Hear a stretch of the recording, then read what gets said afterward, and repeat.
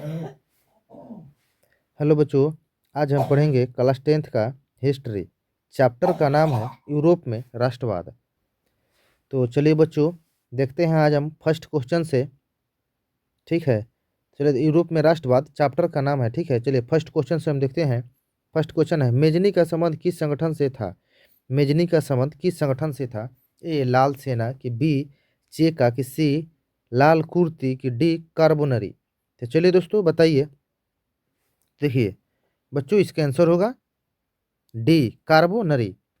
चलिए अगला देखते हैं। 2 नंबर है, जालवेरिन एक संस्था थी। जालवेरिन एक संस्था थी। ए व्यापारियों की बी क्रांतिकारियों की सी बुद्धिजीवियों की डी सामंतों की। तो चलिए बच्चों बताइए। तो देखिए इसके आंसर होगा ए व्यापारियों की। चलिए 3 नंबर देखते हैं। 1829 की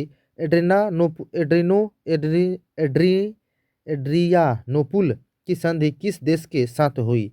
ए हंगरी, की बी तुर्की, की सी यूनान, की डी पोलैंड। तो चलिए बच्चों बताइए बताइए 3 नंबर का आंसर। तो देखिए 3 नंबर का आंसर होगा बी तुर्की।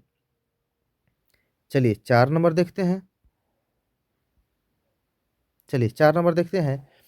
4 नंबर, काउंट काबूर को विक्टर एमेनुअल ने किस पद पर नियुक्त किया था? ए गृह मंत्री, की बी सेनापति, की सी फ्रांस एवं राजदूत, की डी प्रधानमंत्री। चलिए 4 नंबर का आंसर बताइए। तो देखिए 4 नंबर का आंसर होगा डी प्रधानमंत्री। चलिए आगे देखते हैं। 5 नंबर। तो देखिए 5 नंबर, गैरिबाल्डी पेशे से क्या था? गैरिबाल्डी पेशे से क्या था? तो देखिए ए नाविक था, कि बी किसान था, कि सी सैनिक था, कि डी दार्शनिक था। चलिए बच्चों बताइए। तो देखिए 5 नंबर का आंसर होगा 5 नंबर का आंसर होगा ए नाविक था। चलिए 6 नंबर देखते हैं। 6 नंबर है, जर्मन राइन राज्य का निर्माण किसने किया था? जर्मन राइन राज्य का निर्माण किसने किया था? ए लुइस 18वां, कि बी नेपोलियन बोनापार्ट, कि सी नेपोलियन थ्री, या डी बिस्मार्क। तो चलिए बच्चों बताइए 6 नंबर का आंसर क्या होगा? देखिए 6 नंबर का आंसर होगा बी नेपोलियन बोनापार्ट। राइन राज्य का निर्माण किसने किया था? तो नेपोलियन बोनापार्ट ने। चलिए आगे देखते हैं। 7 नंबर देखते हैं। तो देखिए 7 नंबर के आंसर देखते हैं। तो देखिए यूरोप में राष्ट्रवाद की पहली स्पष्ट अभिव्यक्ति कब हुई? ए 1789 की फ्रांसीसी क्रांति के समय, की बी 1830 की फ्रांसीसी क्रांति के साथ, कि सी 1848 की फ्रांसीसी क्रांति के साथ, कि डी इनमें से कोई नहीं। चलिए बच्चों 7 नंबर का आंसर बताइए। तो देखिए 7 नंबर का आंसर होगा ए 1789 की फ्रांसीसी क्रांति के साथ। चलिए 8 नंबर देखते हैं। 8 नंबर है, यूरोप का मरीज किसे कहा जाता है? यूरोप का मरीज किसे कहा जाता है? ए प्रासा को, कि बी अरिस्ट्रिया को, कि सी तुर्की को, कि डी ब्रिटेन को। चलिए बच्चों बताइए 8 नंबर का आंसर। देखिए 8 नंबर का आंसर होगा सी तुर्की को। चलिए 9 नंबर देखते हैं। 9 नंबर है, मेटरनिख का पतन किस वर्ष हुआ था? मेटरनिख का पतन किस वर्ष हुआ था? ए मार्च 1948 ईस्वी में, कि बी अप्रैल 1948 ईस्वी में, कि सी मई 1948 ईस्वी में, कि डी जून 1848 ईस्वी में। चलिए बच्चों बताइए 9 नंबर का आंसर। तो देखिए 9 नंबर का आंसर होगा सी मई 1848 ईस्वी में। चलिए आगे देखते हैं 10 नंबर। चलिए 10 नंबर है। देखिए 10 नंबर, फ्रांस में किस शासक वंश की पुनः वियना कांग्रेस द्वारा की गई थी? ए अर्लिया वंश को, कि बी बूबो वंश को, कि सी हैब्सबर्ग की, कि डी जारशाही की। चलिए बच्चों 10 नंबर का आंसर बताइए। देखिए 10 नंबर का आंसर होगा बुबो वंश को। बुबो वंश को। चलिए 11 नंबर देखते हैं। देखिए 11 नंबर, इटली एवं जर्मनी के एकीकरण के विरुद्ध निम्नलिखित में से कौन सा देश था? निम्नलिखित में से कौन सा देश था? तो चलिए ए प्रसा, कि बी रूस, कि सी ऑस्ट्रिया, कि डी इंग्लैंड। चलिए बच्चों 11 नंबर का आंसर बताइए। देखिए 11 नंबर का आंसर होगा सी अरिस्ट्रिया। चलिए 12 नंबर देखते हैं। 12 नंबर है इटली एवं जर्मनी वर्तमान में किस महादेश के अंतर्गत आते हैं? ए दक्षिण अमेरिका की, बी यूरोप, सी उत्तरी अमेरिका की, डी पश्चिमी एशिया। चलिए बच्चों 12 नंबर का आंसर बताइए। देखिए 12 नंबर का आंसर होगा बी यूरोप। चलिए 13 नंबर देखते हैं।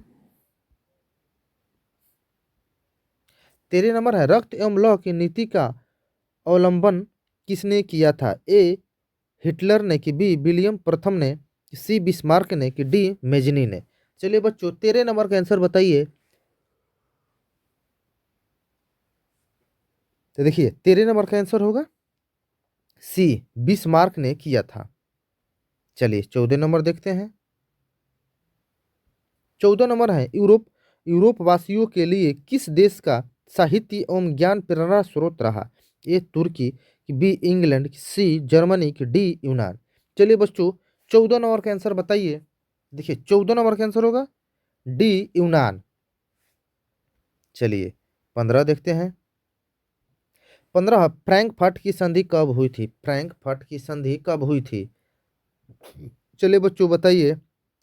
ए 1871 में, कि बी 1870 ईस्वी में, कि सी 1866 ईस्वी में, कि डी 1864 ईस्वी में। चलिए बच्चों बताइए 15 नंबर का आंसर। देखिए 15 नंबर का आंसर होगा ए 1871 ईस्वी में। चलिए 16 नंबर देखते हैं।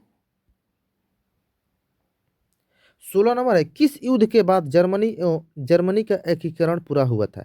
ए प्रसा डेनमार्क युद्ध के द्वारा, बी सीडोन का युद्ध, सी सेडाओ का युद्ध, डी क्रीमिया का युद्ध। चलिए बच्चों 16 नंबर का आंसर बताइए। तो देखिए 16 नंबर का आंसर होगा बी सीडान का युद्ध। चलिए 17 नंबर देखते हैं। 17 नंबर है यंग यूरोप की स्थापना किसने की थी? यंग यूरोप की स्थापना किसने की थी? तो देखिए ए काउर ने, कि बी बिस्मार्क ने, कि सी मेजनी ने, कि डी गैरीबाल्डी ने। चलिए बच्चों 17 नंबर का आंसर बताइए। तो देखिए 17 नंबर का आंसर होगा सी मेजनी ने। सी मेजनी ने। चलिए 18 नंबर देखते हैं। यंग इटली की स्थापना किसने की? यंग इटली की स्थापना किसने की? ए गरीबाल्डी ने, कि बी मेजनी ने, कि सी बिस्मार्क ने, कि डी काबूर ने। चलिए दोस्तों 18 नंबर का आंसर बताइए। देखिए 18 नंबर का आंसर होगा बी मेजनी ने। चलिए 18 नंबर हो गया। अब 19 नंबर देखते हैं।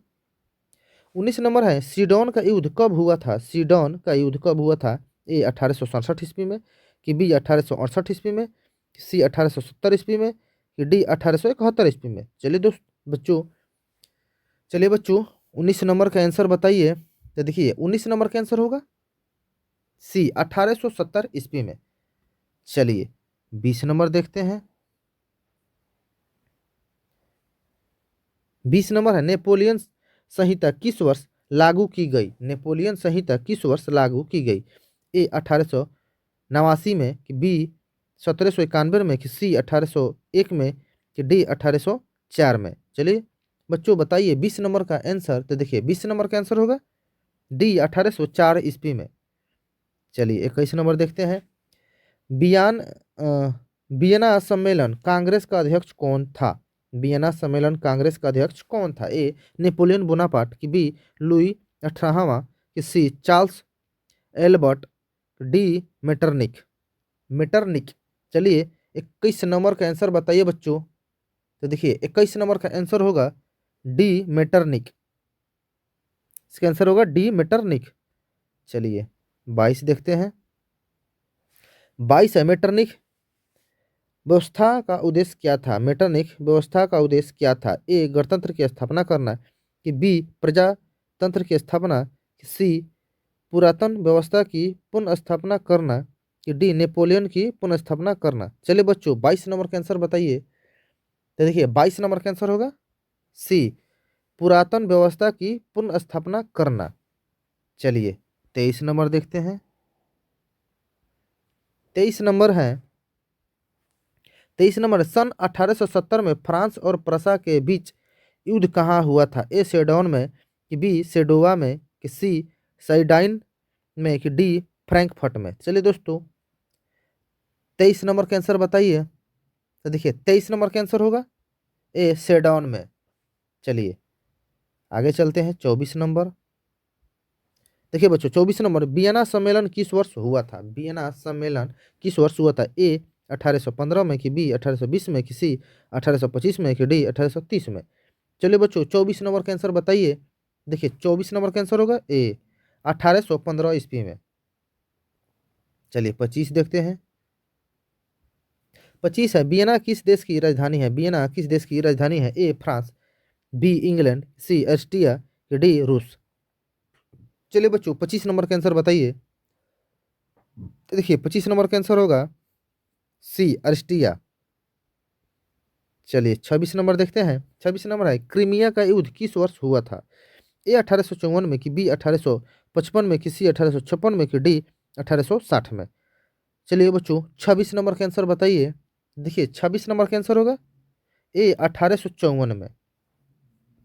चलिए 27 देखते हैं।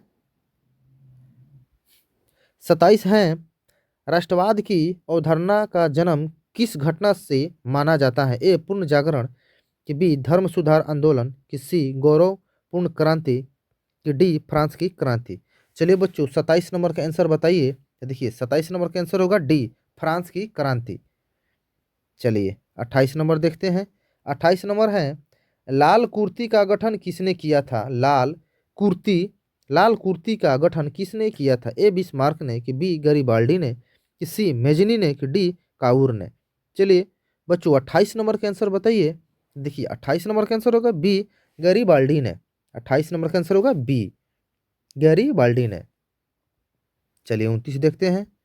29 है, यूरोपीय सभ्यता का पतन किसे कहा जाता है? यूरोपीय सभ्यता सभ्यता का पतन, सॉरी बच्चों, यूरोपीय सभ्यता का पलना किसे कहा जाता है? ए जर्मनी को, कि बी यूनान को, कि सी इटली को, कि डी ब्रिटेन को। चलिए बच्चों 29 नंबर का आंसर बताइए। देखिए 29 नंबर का आंसर होगा बी यूनान को। बी यूनान को।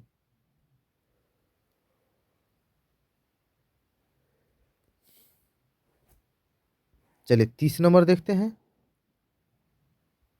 30 नंबर है, वसराय की संधि कब हुई थी?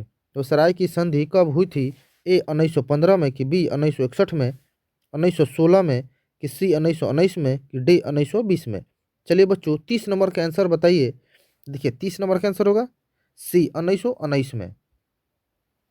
चलिए आगे देखते हैं। मेटरनिख क्या था? मेटरनिख क्या था? ए तानाशाह, कि बी प्रजातांत्रिक, कि सी प्रतिक्रियावादी, कि डी घोर समांतवादी। चलिए बच्चों 31 नंबर का आंसर बताइए। तो देखिए 31 का आंसर होगा सी प्रतिक्रियावादी। चलिए 32 देखते हैं। 32 है, मेटरनिख का पतन कब हुआ था? मेटरनिख का पतन कब हुआ था? ए 1945 में, कि बी 1947 में, कि सी 1948 में, कि डी 1949 में। चलिए बच्चों 32 नंबर का आंसर बताइए। तो देखिए 32 का आंसर होगा सी 1948 में। चलिए 33 देखते हैं।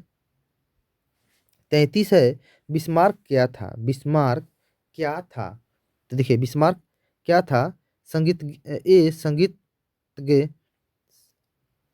संगीतज्ञ था, कि बी नाटककार था, कि सी कवि था, कि डी कूटनीतिज्ञ था। चलिए बच्चों 33 नंबर का आंसर बताइए। तो देखिए 33 का आंसर होगा डी कूटनीतिज्ञ था। कूटनीतिज्ञ था। चलिए 34 देखते हैं।